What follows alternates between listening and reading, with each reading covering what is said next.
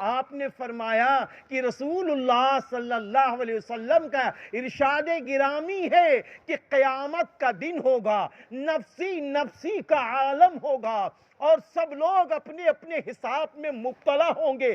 ایسے موقع پر عرش رحمان کے نیچے دسترخوان لگایا جائے گا۔ مسلمانوں غور کرو، روزدار بندو غور کرو، خالی تقریر کی لذت نہ لینا۔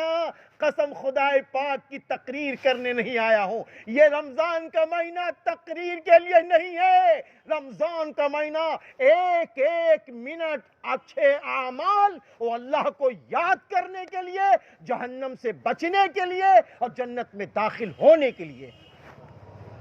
میرے بھائیوں، دسترخوان لگایا جائے گا، دسترخوان، اور پھر روزدار بندوں کو بلایا جائے گا، روزدار بندوں کو بلایا جائے گا اور بلانے کے بعد کہا جائے گا دسترخوان پر بیٹھو، کھانا کھانا شروع کرو۔ دسترخوان پر بیٹھو، کھانا کھانا شروع کرو۔ اما نفسی نفسی کا عالم اس دن ہوگا، ہر آدمی اپنے اپنے حساب میں گرفتار ہوگا، اور نبی فرما رہے ہیں ایسے موقع پر دسترخوان سجایا جائے گا اور سجانے کے بعد کہا جائے گا بیٹھو۔ اور جب یہ سارے روزدار لوگ، اللہ وہ دسترخوان ہم سب کو اور پوری امت مسلمہ کو اور قیامت تک آنے والی امت مسلمہ کو وہ دسترخوان نصیب فرما دے۔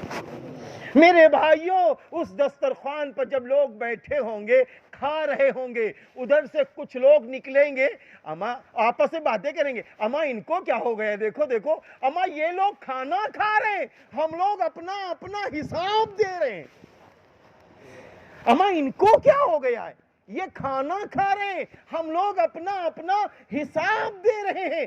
ایسے موقع پر کیا ہوگا معلوم ہے؟ فوراً فرشتے آواز دیں گے، اللہ اکبر، کتنا پیارا نغمہ وہ سنائیں گے فرشتے۔ فرماتے ہیں رسول اللہ صلی اللہ علیہ وسلم، ارے سنو سنو، آپ اپنا حساب دو۔ یہ معلوم ہے کون لوگ ہیں؟ یہ روزدار لوگ ہیں۔ اللہ اکبر، یہ روزدار لوگ ہیں۔ تم لوگوں نے روزہ نہیں رکھا تھا، اس لیے تم حساب میں مبتلا ہو۔ ارے ان لوگوں نے روزہ رکھا ہے، آج یہ اللہ کی میزبانی میں ہے، آج یہ اللہ کی میزبانی میں ہے۔ یہ ہے روزے کی برکت، یہ ہے روزے کا ریزلٹ، یہ ہے آدمی کا 12 گھنٹے بھوکا اور پیاسا رہنا۔ آج بھوک و پیاس کو ہم برداشت نہیں کر پاتے، آج بھوک و پیاس کو برداشت نہیں کر پاتے۔ بہت سارے لوگ تو یوں کہنے لگتے ہیں، اما میں تو بیمار ہوں، مجھے تو گیس کا مرض ہے، اما میں تو بہت پریشان حال ہوں۔ ارے میرے یاروں، اللہ نے جسم ایسا بنایا ہے، اگر آپ فیصلہ بیماری میں لے لیں تو قسم خدائے پاک کی ایک روزہ بھی نہ چھوٹے گا۔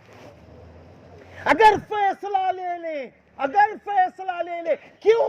اس لیے کہ روزے میں 2 نفع ہیں، وہ ہمارے آپ کے لیے اللہ نے دیا ہے۔ روزے کے 2 نفع جو ہمارے آپ کے لیے اللہ نے دیا ہے۔